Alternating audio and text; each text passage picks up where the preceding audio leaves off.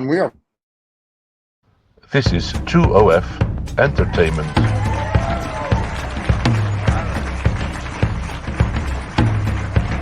What could be more reprehensible than two old farts? Three old farts featuring Dave and Steven and Greg Schapiro with funny ha-ha. Well, very good. Greg, you're back. How you doing? Funny ha-ha.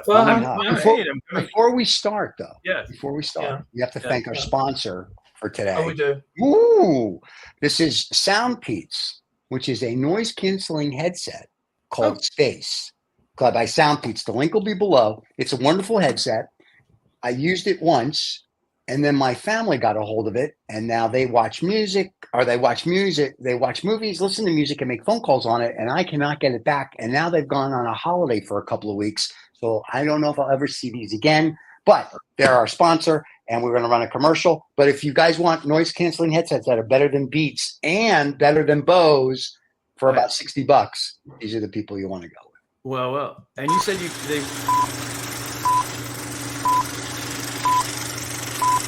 Soundpeats Space, hybrid active noise cancellation headphones, wireless Bluetooth, 123 hours of playtime, high-res audio, the best headphones out there. I'm sorry, what was your question? Wow, okay. No, it's all new. It's all good. Yes. Yeah, you said you could watch music, and I don't know if well, I listen to music and watch movies is what I meant to say. So but I can watch music with false advertising, because if people are like, "Oh man, I took some edibles and I could see the music," that's not included.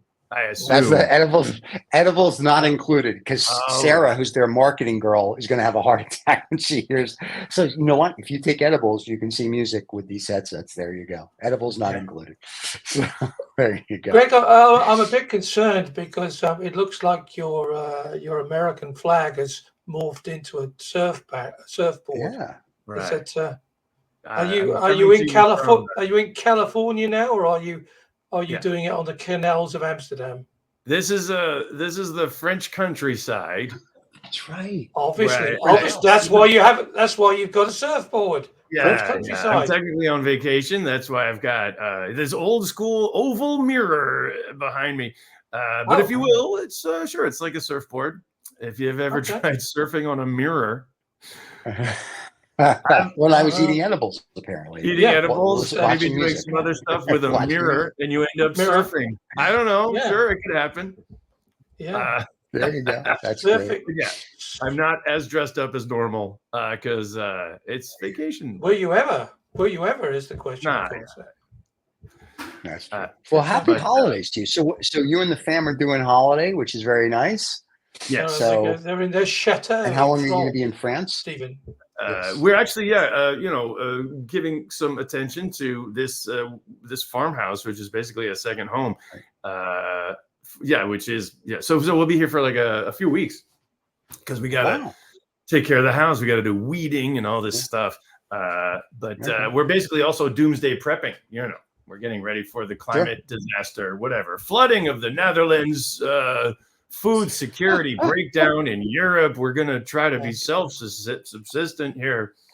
Okay. But Greg, that's awesome. An important question, mate. Do you have a hammer? Yes. Okay. We have two. I was a bit concerned. One for the missus. She's got one as well. Definitely. Yeah. Get a lovely view. Okay. Not right now, but she's doing some mowing as we speak.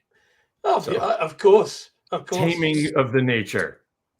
Oh my God! Is that what you said to her? You said to her, "Please go out in the garden and tame your nature"? Is that what you told her? That's her her meditative practice at the moment. Oh, wow. Cutting weed. Vegetable garden. And yours, of course, is no. I'm not going to say smoke. I wouldn't say it. No. Okay, right. No. We also we're happy to leave the Netherlands behind right now because there was a lot of rain and a lot of leaking in our home. Oh, wow. in Amsterdam. So yeah, we patched up whatever we could and we got out of there. So, we've got neighbors here who have a successful vegetable farm. Vegetable garden, I should say. We keep getting potatoes and green beans and zucchini, courgette, and Nice. lots of lettuce. Although, yeah, you're also noticing now that, maybe food security is a good, topic to get into already this week. Because it's been very wet, and in France anyway. And the crops are showing, signs of, the wheat, for example, they said moldy. It's getting moldy. it's like a 60% harvest expected this year, as opposed to 80%, which is normal. And that might affect, the basis, the prices and everything. Well, things are so bad here that we ended up buying runner beans in the supermarket yesterday that came from Germany. So all those poor people in Morocco and Ethiopia, didn't make the grade. So now we've got German runner beans. Right. And which weren't very good. And they weren't very good. And some of them were brown. And I did actually make a remark as to why they were brown, but we'll leave that in the middle. So when you say here, you are, in Spijkenisse, right? That's I'm in Spijkenisse. Yeah, I'm in the metropolis, which is between the clouds of chemical and petrol. Yes. Yeah. And runner beans. Wonderfulness. Well, sure. So if you grow, aren't you in the? No, we weren't. No, I wasn't growing them. We actually went to the supermarket to purchase these particular runner beans. And after a great deal of sort of searching, obviously I know everything about runner beans, so Annette bought them as not to allow me to fail miserably in my search of everything green. And she came back home and said, "Well, I found them, and they're German." Right. First, I've never heard of German. I'm sure they have runner beans in Germany, but normally Dutch supermarkets are so European Union centric that they purchase as much of the stuff as they possibly can outside of the EU. So, So wait, just to help everybody out in America who has no clue what a runner bean is. Runner beans have been grown in South America. Runner beans have been grown in South America for over 2,000 years and are a popular garden vegetable in Britain because it's Britain. It's stronger in flavor than in green beans, and they last much longer. And there are alternative purple beans inside the pods. And there you go. Yeah. So that's what and you don't have them in the US, of course, because they didn't manage to get over the wall, which was between Mexico and jumping beans. You need jumping beans. It's a Mexican jumping made bean. it. Mexican The jumping beans made it. The runner beans didn't. Yeah. Oh my God. They run straight into the wall. There's no jumping. Sorry. Listen, that's okay. It's okay. You can do Mr. Trump. Do you want to do Mr. Trump ducking? We'll skip right past that. There's Did you so much stuff? The best one for me is, did they shout out Donald Duck? That was the thing that made me chuckle. That was okay. Yeah. So all right. Let's talk about the things that are important. Let's talk about food security and what's going on the globe with all of that. So, I mean, the heating up of the whatever climate change. It's just warming, isn't it? It's weirding. France was expecting to have huge temperature problems and the overcooking of the wheat, but it turns out no, it's too wet this summer. In a way, it's more of the same. It's not terribly different, I suppose. You know a lot about this stuff, Greg. Is this like, somebody said to me this is the year after? Was that El Nino was last year? So the year after that is always super wet. Is that correct? That could be. Yeah. And I even had to explain to my young son, what is El Nino? So it is the restaurant. It's in Spanish. El Nino is Spanish for little boy.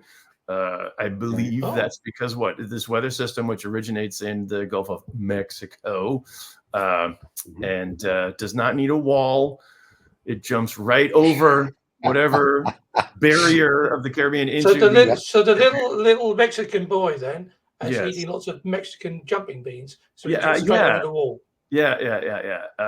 And apparently, some politicians have a problem with this weather system because it can lead to some unpredictable climate issues, I suppose. But so if you have a weather storm system, if you look at the hurricane that they had 2 weeks ago in the Gulf or in the Atlantic, right? It was the first Category 5 that ever formed that early in the season, and it went through. And then what it did, I looked at some pictures from Houston the other day, and Houston is under like 10 to 15 meters of water, and the buildings look like they were in a war. It doesn't even look like a hurricane went through there, and they're still torn up. Did Houston have a problem? Is that what you're trying to say? Yeah, Houston, we have a problem. Yes, Houston, and it wasn't in space. And that's not.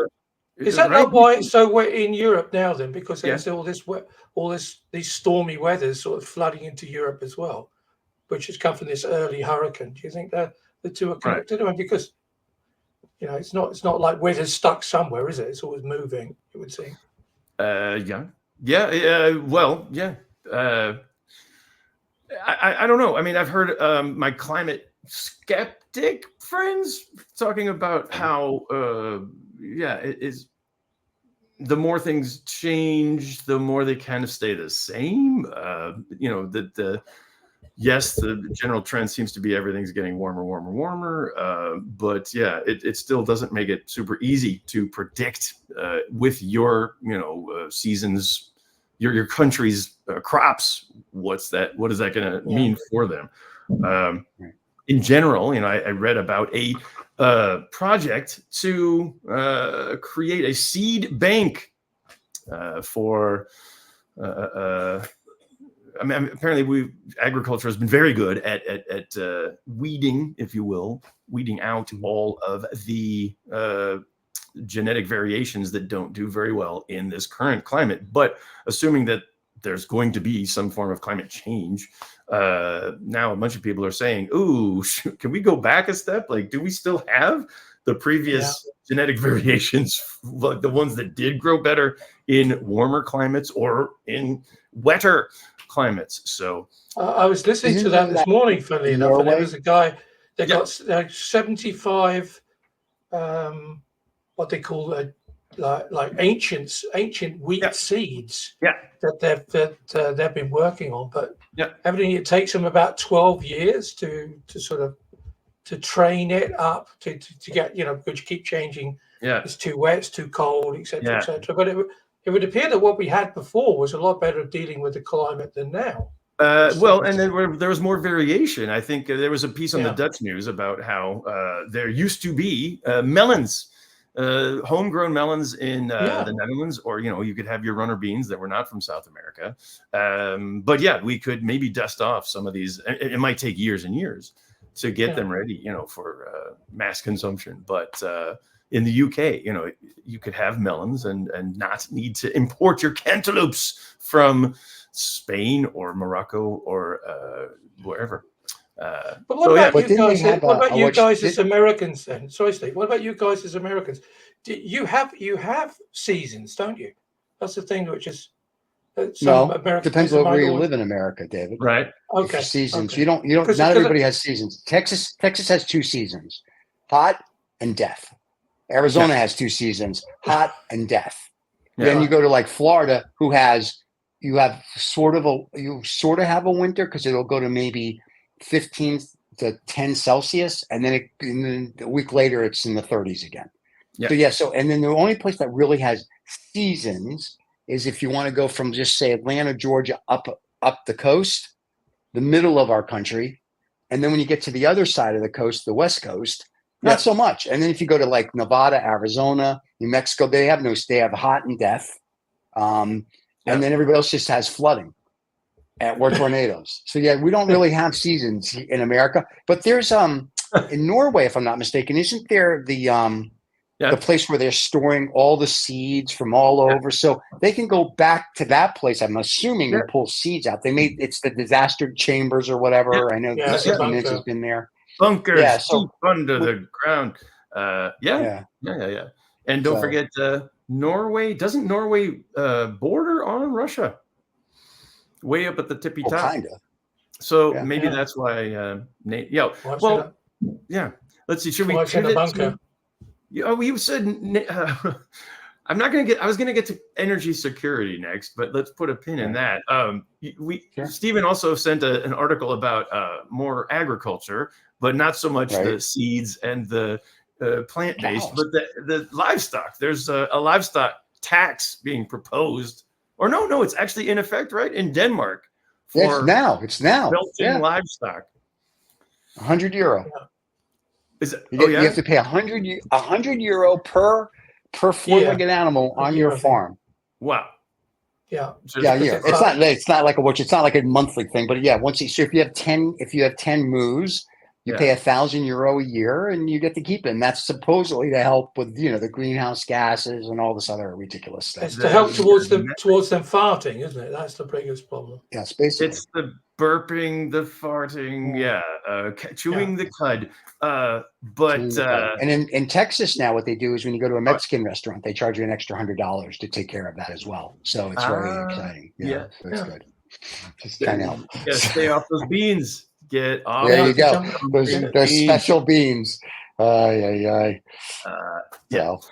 how would that be politically then? Can you imagine that somebody actually said, well, humans fart as well, so we must. Actually, dogs are very, very bad at gassy. Dog poo is gassy. Dog poo is very bad for the environment. Is it?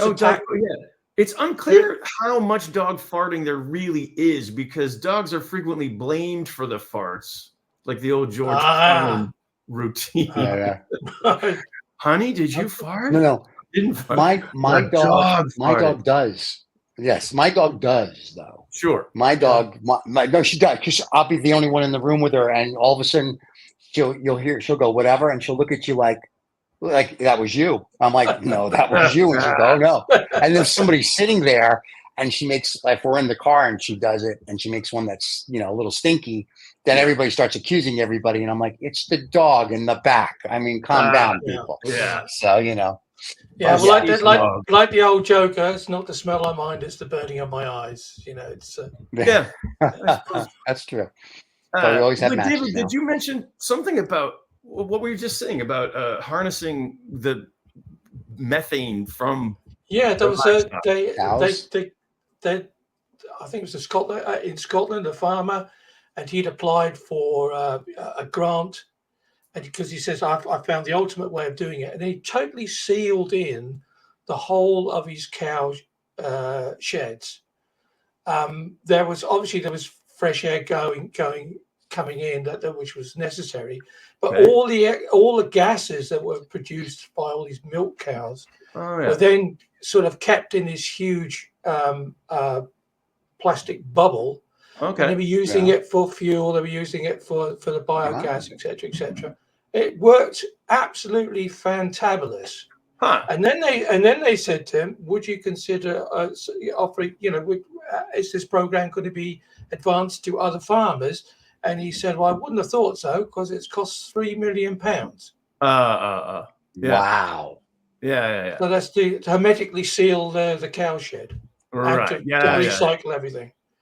So, but I can imagine that biogas is. I mean, when you hear people say, "Oh, it runs on CNG, compressed natural gas, or biogas," I mean, it's basically methane, I believe, that's produced from rotting Mexican restaurants, as Stephen said. Yes, there you go.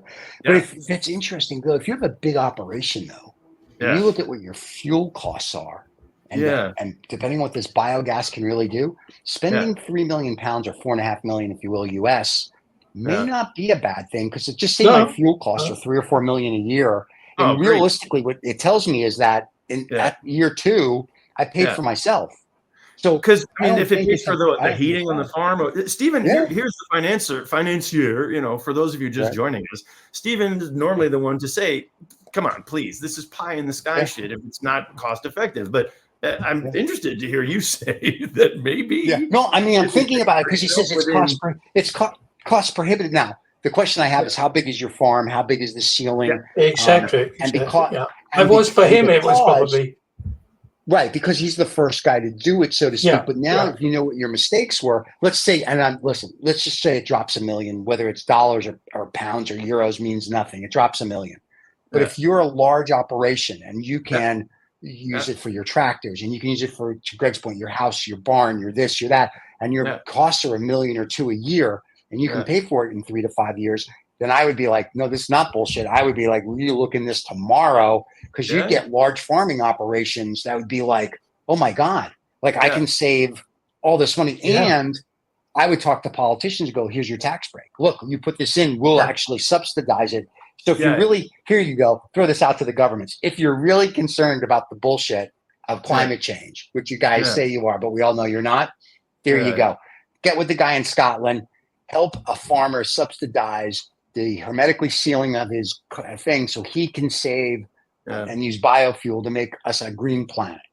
Well, then we also get into energy security. So I mentioned that because we had the NATO summit last week or whatever, and certainly within NATO, before the summit, there's an IMF, for the record, also came from DC with talking about how much the climate, even just the discussion about climate or renewables or being smarter about our usage of fossil fuels. It's specifically Russian fossil fuels. I mean, that's a big concern, not just for inflation and the economy in the EU, but for NATO, for energy security. I mean, basically any time we're paying for natural gas being piped in or whatever liquid natural gas, I think some of that's still coming from.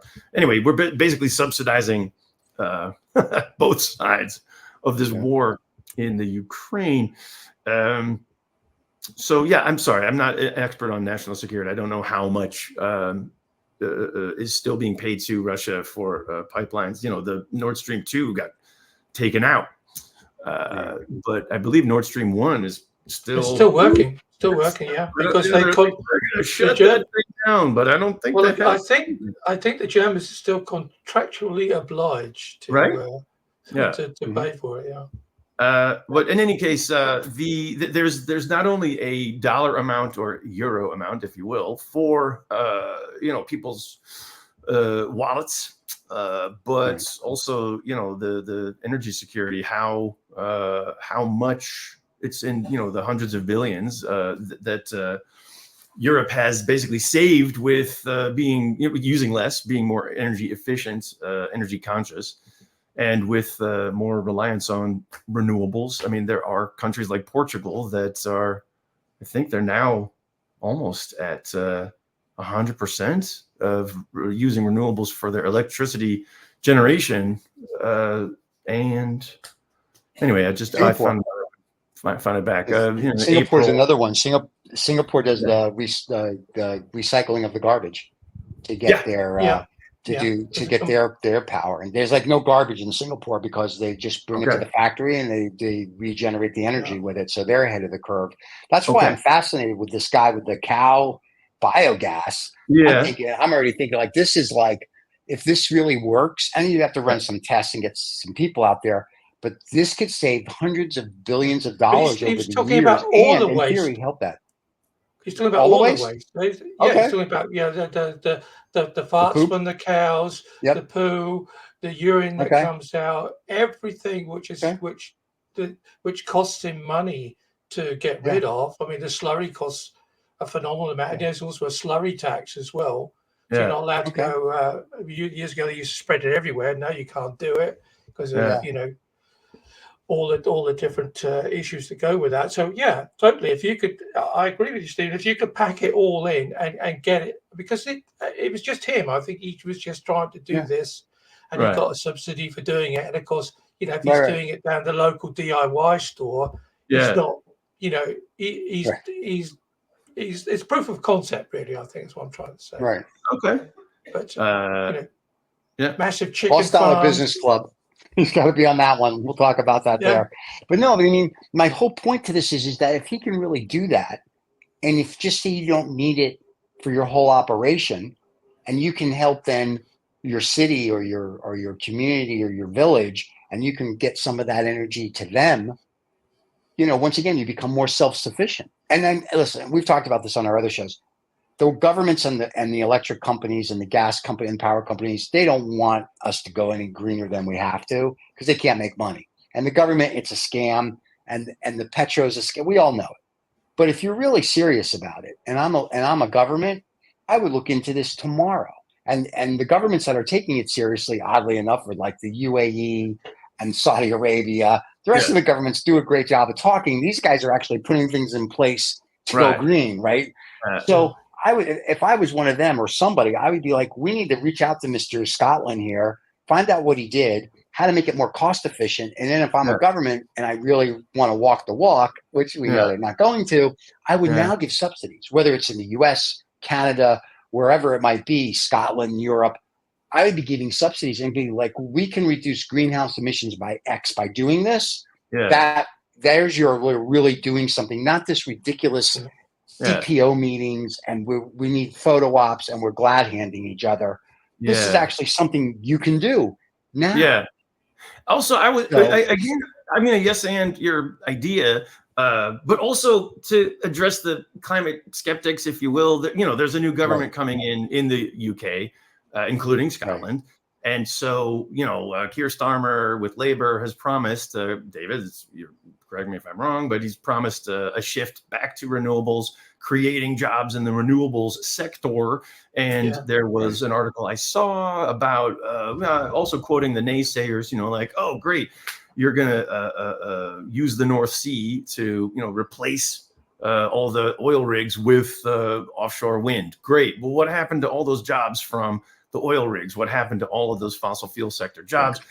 And again, it seems like it's just this zero-sum game, we all or nothing. I don't know, less, or more of a mix. It seems like it puts governments or whatever in a better position. And Stephen, you talked about the farmers who can bring down your, carbon footprint, your greenhouse gas emissions, but also maybe increase self-sufficiency, increase energy security, increase, your economic, hopefully. And food costs come down themselves. Then it starts looking like. Right. Because if I don't have to pay for fuel, and I know that I'm going to, and the government will just say they do subsidize it X%. And all of a sudden, at the end of the first year, I'm more cash positive. Then in year two, I can, for if you will, for your runner beans or for a potato or a strawberry or for a legal Mexican, if you will, I can pay. I can charge the consumer less. And so really, we talk about it then trickles down, right? Everything, it helps everything. If you econ 101, right? It becomes this A through Z big circle, but because the companies are so greedy. That's what people are doing. If you overproduce electricity, you can barter that with your local seed supplier who has a high electricity cost or a high gas. It's sort of going back to where we were before. But you touched upon Singapore, which is really interesting, because I was watching something a couple of weeks ago about Singapore. Okay. It's actually a complete city under the city with its own railway system, and which collects all this garbage. And the thing about the garbage is it's actually incredibly valuable. So crazy as it seems, people don't like to throw stuff away unless they throw it away in the right place. Oh yeah. Because it has a value. It's waste to energy plants. I think that's what Stephen meant when he said like, oh, they're recycling or repurposing all of the garbage. But burning it, doing whatever, involved, right? Yeah. But it's waste it's energy. Everything. What's really funny, we were doing these waste energy deals 15, 20 years ago. Yeah. And back then, you cut $30, $40 million, you build a plant, and it does a city. A lot of CapEx. We would deal with these. But it pays for itself in 3 to 5, maybe 10 years, depending. Yeah. And it's not that tough But with a problem, what we found with governments, it was all the infighting. And then it's like the bathroom they built in San Francisco. They were going to build an outside loo. Yeah. And it was a $3 million bill. And some guy finally, I think general contractor said, screw it, and built it. It cost like, 50 grand. And it's the same thing. All of a sudden it was like, oh, we're going to build you this plant. And people are like, oh, that's great. And then it went from, let's say, a cost of 15 million. Well, my brother Irving has got to do this, and my sister's this one. And all of a sudden it went from 15 to 20, 25, 30, 45. And we're like, you can't pay for this plant over the next 100 years if you keep adding all your family members and their companies to build this plant. And we can bring in professionals or hire locals to do it better. And so that's part of the issue. Everybody wants, I get a kick out of it. Everybody wants to help the planet, but they all want to line their pockets instead of like, what I'm saying? So when people say they want to make things better, I just kind of chuckle now because I've seen the workings of the globe. The other and like I said, problem there's only a handful of countries that I believe. Is that most of these green projects, right, are going to be 5 years, 8 years, 10 years. And an average politician's life is 4. And that's the problem, and they want all the glory and everything to happen within their tenure. But so the two are out of sync. If we get somewhere along the line, you say, okay, once that decision has been made, it will go through regardless of who comes in afterwards. Yeah. Because the Tories, who they just got rid of, go back to the UK, they have a history of changing policy every 6 months or a year. So nothing gets done because everybody wants to be the man in the news. Well, here's the problem. Back in the day, when you had like Teddy Roosevelt, who said, I'm going to make all these places national parks and that's it. And we're not going to argue about it. And he was a great, we're not going to do this and great. He was ahead of the climate movement, right? He didn't give a crap that he wasn't going to be around in 4 years or in 800 years. He's like, I need to do something now. And that's why I'm saying the COP28, 29, whatever you guys are, there's only 4 or 5 countries that are actually doing anything. Singapore, UAE, and Saudi Arabia. Everybody else, there's a lot of talky. There's a lot of do nothing. And there's a lot of how do we make more money out of it? So I listen, there's climate change, there's a global climate, whatever you want to call it, don't care. But I don't care anymore. And this is why I tell, because until the governments start doing something, right? I don't care. Because me doing and recycling now we know is a scam. We also now know that paper straws have more bad chemicals in it to hurt you than a plastic straw, right? So all this ridiculous BS that we're going to help the planet is crap.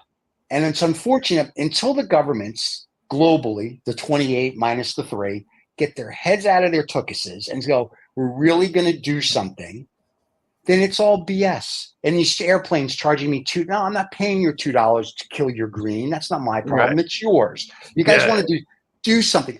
You guys, we have the technology. We just chose not to do it because we're greedy. Yeah. And you know what? You want to kill the planet? I don't care. You know why? In the next 50 to 100 years, I'm dead. You want to know something? So are you two.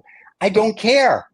And you know what's going to happen? Whatever happened to Teddy Roosevelt?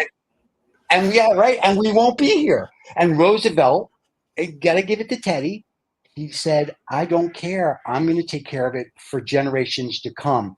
And unfortunately, to David's point, the way people look at it today is I'm going to take care of it for the next soundbite for CNN or BBC, and I'm done. And so it's to a point now where it's like either people shit or get off the pot, and if not, then the planet will implode, and there's nothing you're going to do about it. Case in point, I was going to go to either one topic or the other next. There's this EU nature restoration law. Oh, yeah, wonderful. And whether, it does seem your good lady wife's doing it at the moment, Greg, isn't she? She's out there restoring the nature. Yes. No, she's chopping it down, actually. She's sorry, go on. Restoring civilization to anyway, well, so I mean, it passed at the EU level before the new EU elections and whatever. So we've got yay, says Stephen. Good balloons. No, yeah, it's the dog farting. It's joyous. Or those methane charged balloons. Good. Methane gas, rising gases. But anyway, it's it is EU doing something. It's not like Teddy Roosevelt, creating all these nature preserves or conserving, if you will, nature. But it is trying to restore damaged ecosystems, but also restore biodiversity.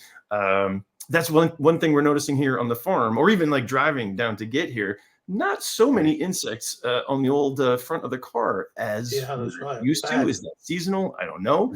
Pollinators used to be a huge hum of bees. Now, not quite so many. Anyway, what do we do to restore? We certainly need pollinators. That's true.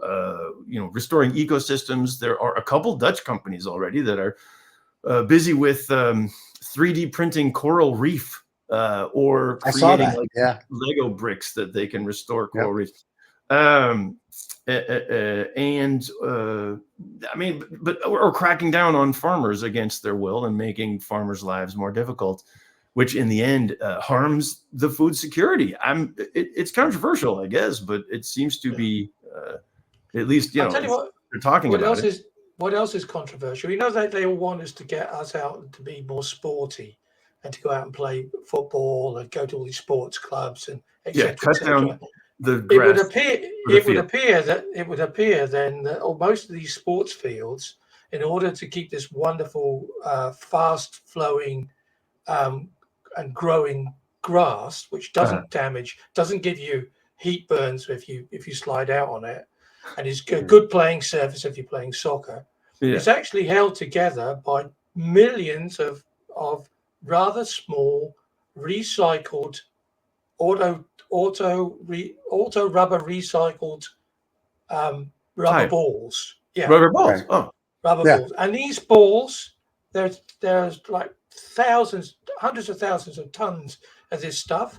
It gets into our clothing, it gets everywhere, and and that's one of the biggest polluters in the sea at the moment. And this is all coming from sports fields. Professional sports clubs in particular. The only way that they've found that they can solve it is by using little cork from Portugal.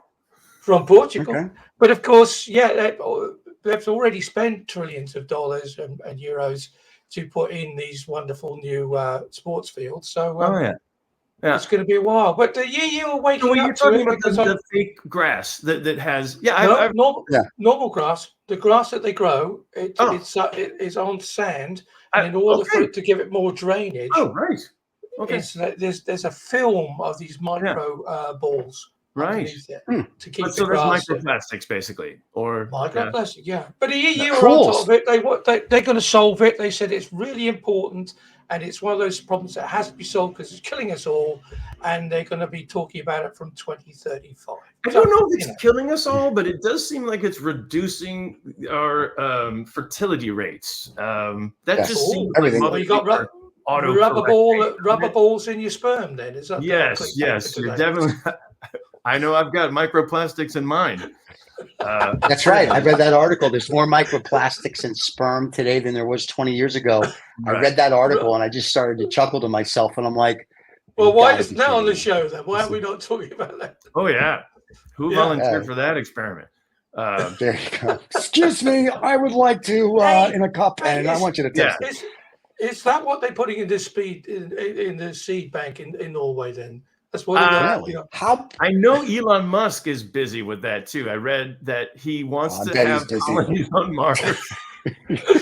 He's worried. Well, he's living up to his name, then, is he? Yes.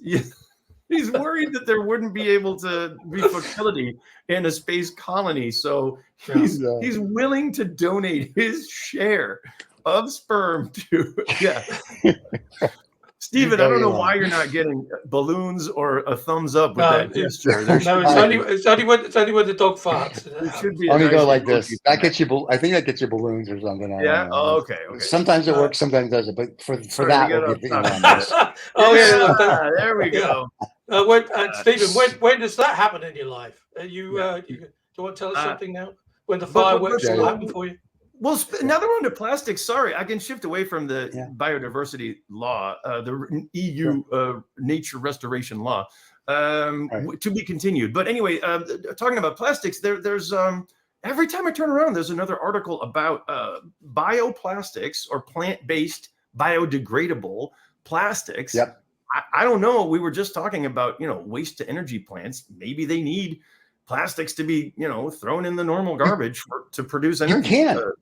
You can. I mean, when the ones that we were talking to, there would be 2 conveyor belts. They would separate them. But I always said to the guys, why are you separating like normal garbage and plastics? Yeah. And the response was because it's different temperatures. He said, but other than that, he said, and if we don't, the guy was like, the engineer to me, he said, I literally just turn it up to whatever and I can just burn everything. If they don't want to have 2 conveyor belts. And I'm thinking, okay.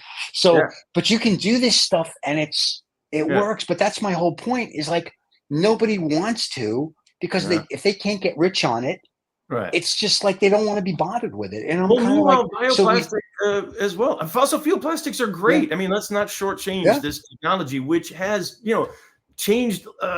Fine. You want to talk about, environmental impact.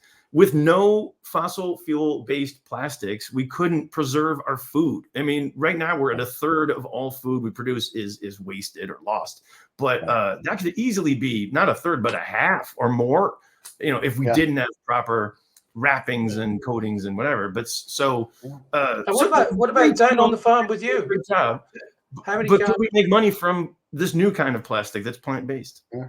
Greg, how many garbage bins do you have down on the farm in France? Is it crazy? Is here? Because I've got 4 in my backyard. Oh yeah. Right now we've got 1 separate bin for glass. We've got a yellow bin which is for all kinds of recyclables from hard plastics. But then any kind of soft plastics or cling film or whatever that just goes. A compost bin as well. Yeah. Anything organic goes in there, but the normal like garbage that goes in the brown bin is normally just food packaging, chips, bags, and stuff like that. Yeah. So you got 4. Crisps. Sorry. Chris, let's please for the global audience. But so wait, let me see if I get this right. There's now plant-based plastics based on they can turn cardboard and or paper, like the paper straws that are awful.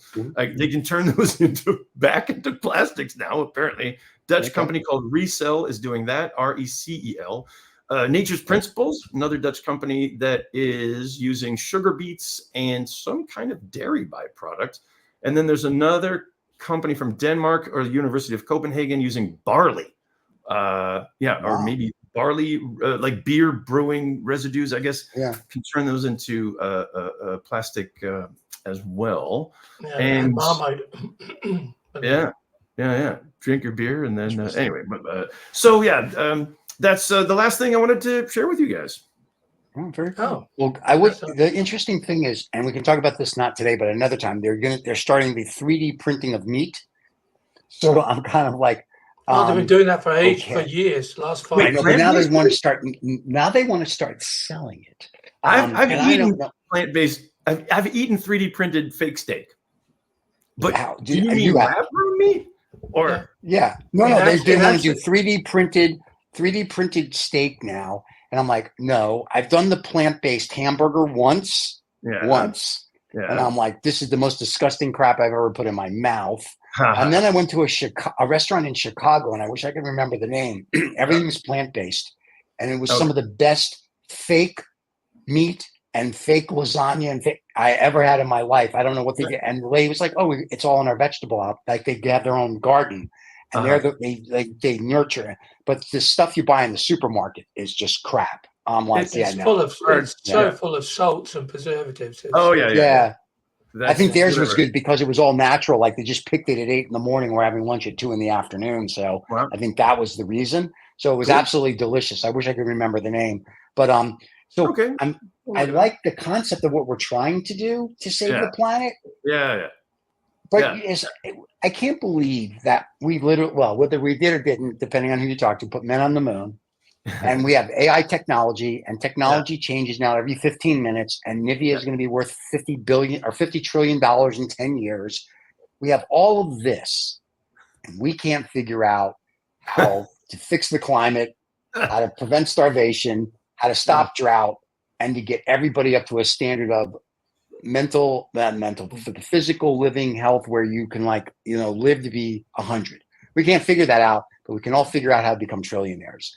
But on the plus side, Greg has worked out that if he sits in the house long enough, his wife will mow the doing all the whole work. lawn.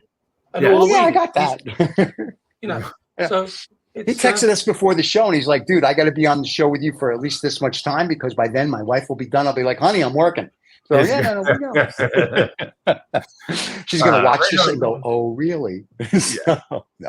Well, but anyway, but Greg, it was good to see you, my friend. Yeah. Well, that's great. It's great. And to your last point, now, go ahead. No, to wrap up, I mean, I think it's all like you said, human longevity is up.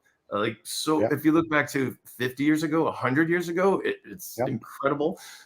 People starving.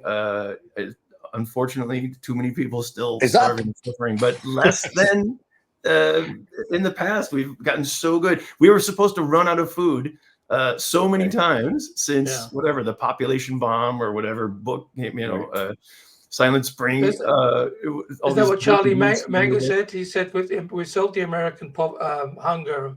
The hunger problem in America would make them all obese. Ultra processed foods and whatever. Well, it's all chemicals. Unfortunately, some of the plant-based foods are those. But anyway, I keep whatever. It's not hilarious, but I keep trying to focus on the positive. And so here's the fun thing. Next time. The good thing with the show is because we do call it funny, haha. Yeah. Sometimes we will laugh our butts off for the full time, and then sometimes, like today, it's a serious show. We're talking about some serious issues.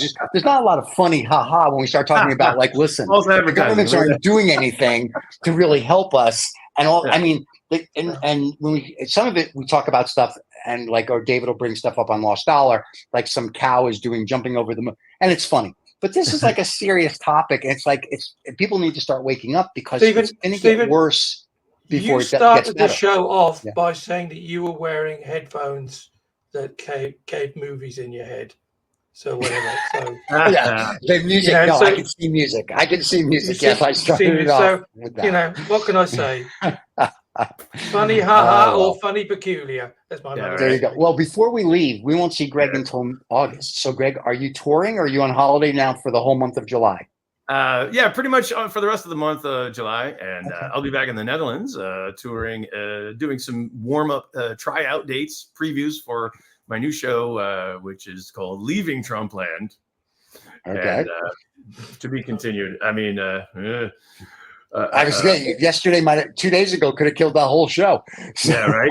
Yeah. Then we'd all be leaving, I guess. There you go. And then the other show at Boom Chicago, U.S. election show in Amsterdam.